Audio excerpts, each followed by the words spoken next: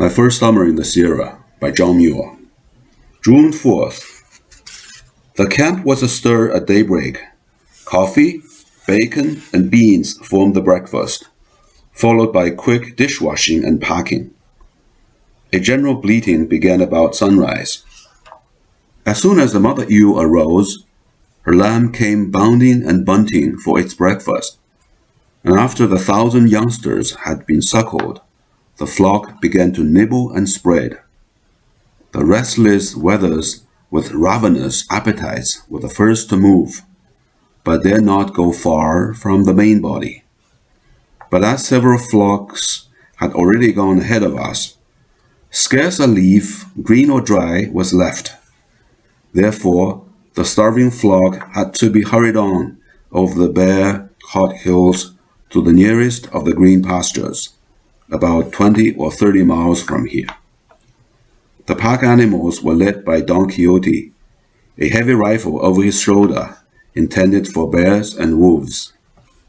This day has been as hot and dusty as the first, leading over gently sloping brown hills, with mostly the same vegetation excepting the strange-looking Sabine pine, which here forms a small grove, or it's scattered among the blue oaks.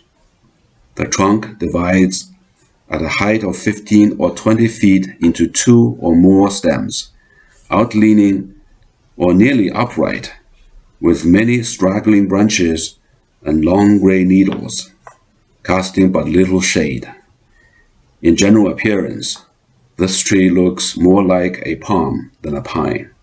The cones are about 6 or 7 inches long, about 5 in diameter, very heavy, and last long after they fall, so that the ground beneath the trees is covered with them.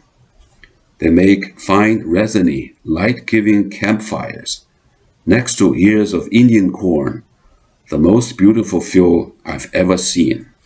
The nuts, the Don tells me, are gathered in large quantities by the Indians for food.